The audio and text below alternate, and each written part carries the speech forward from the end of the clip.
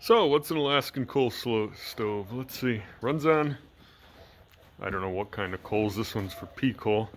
It's got a big hopper in the back here. Really nice big hopper. Um, it's got a couple of fans. One's to blow the heat out at you, but right there where that, I'm focusing in on, there's a fan under there. And it's got a little plate that it pulls back and forth, which actually shuffles the coal in and out of this plate right here. And what the fan is for, you see all those holes, that actually blows air up through the coal and keeps it on fire, gives a good airflow, and really works nice once you can get it going. Us northern, New York guys, we don't know anything about coal. So I've been playing with this. My dad's been playing with it. What have I done? I've done kerosene soaked wood strips. I have made not a crucible, because it's got a hole all the way through. But this has gone in there, to keep the wood going, sitting right on top of the coal, with a little notch through the bottom for air. I mean, I've tried about everything, and that works about 50% of the time. Excuse me. But I'm going to show you what I recently found that works like every time for me, and that's these guys. Now, if you're anything like me, you got ash borer beetles everywhere, and you got more ash than you know what to do with.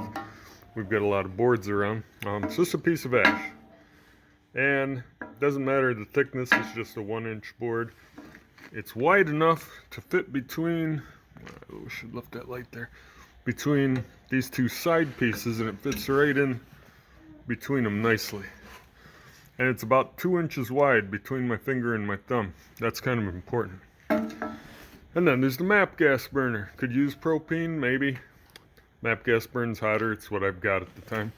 And they're gonna say, "Oh, Jim, I'm a traditionalist. I want to start with wood, this, that, another thing." Well, that's fine, but you're not gonna run this stove if you run out of power, because without that fan and without that little feeder, shaker, whatever it is, this thing dies like within minutes. That's been my experience with it. So without power, it's not going to matter. You're not going to run this thing, if grid goes down or some, bizarre thing like that. Anyway, so let's get started. Like I said, I've tried a boatload of ideas. Everything else seems to like smoke the heck out of the place, which I'm out in the garage, so that's not a big deal. But if you're in an enclosed garage or a house, you're not going to want to do that. So those holes I told you about, I just spread about, maybe a 1/2 inch, maybe the 3/4 of an inch, the thickness of my fingers, right over those holes. And now, without packing it down too tight, because I kind of want air underneath the wood, the top part of where those holes were, I don't want it way down here, because this will fall off real quick.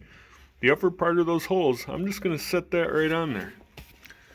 And the reason this seems to have worked for me, at least the last couple times, is I notice I can get that coal good and hot, but after a few seconds, not seconds, minutes, that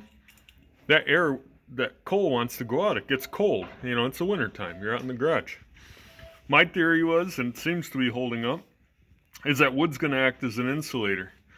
I'm going to take this torch and I'm going to fire right at the bottom of that wood and try to get this underneath that piece of wood. And as that coal gets warmer and that wood burns, it's not going to let all that heat escape. That heat's going to go back down into that coal. And now watch how long this takes.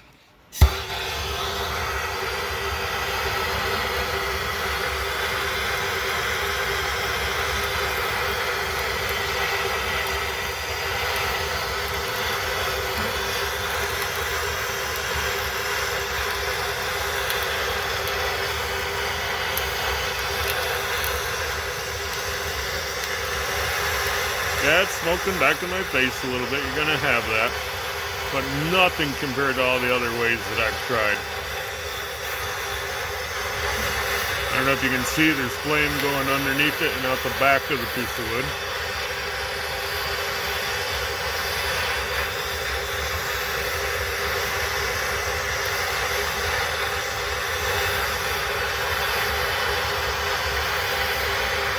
I don't even think we've been a minute here yet.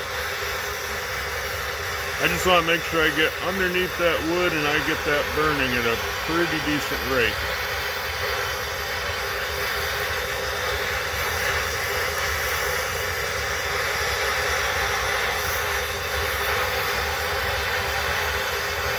If you go too fast, you're going to end up doing this over again.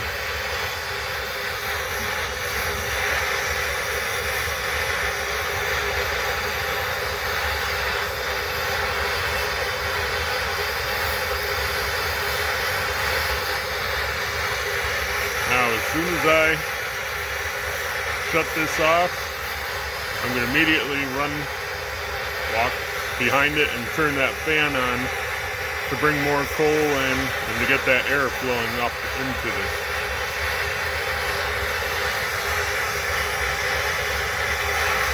And I like to move it across because it just kind of makes sense to not do one spot but to get it right across the whole thing.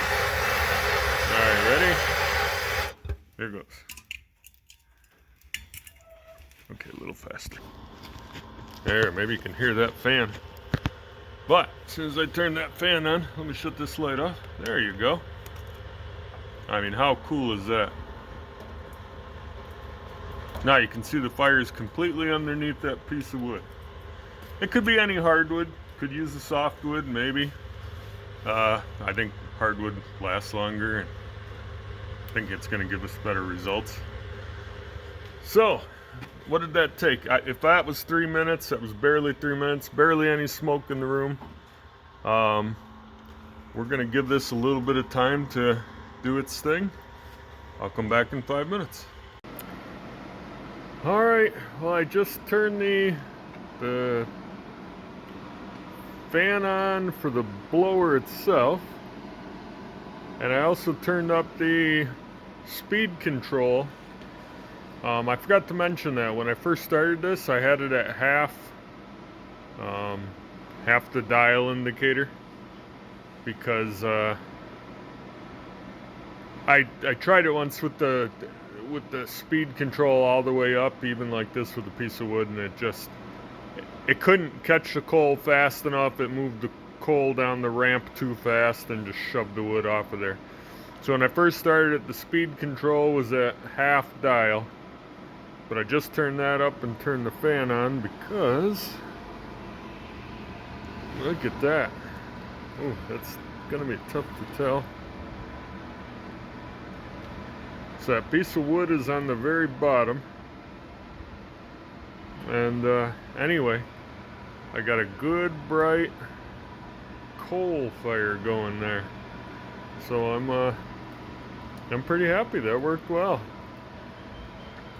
Anyway, just wanted to share that with you. I hope this helps somebody else out. Starting a coal fire and an Alaskan coal stove with rice coal. Alright, take care.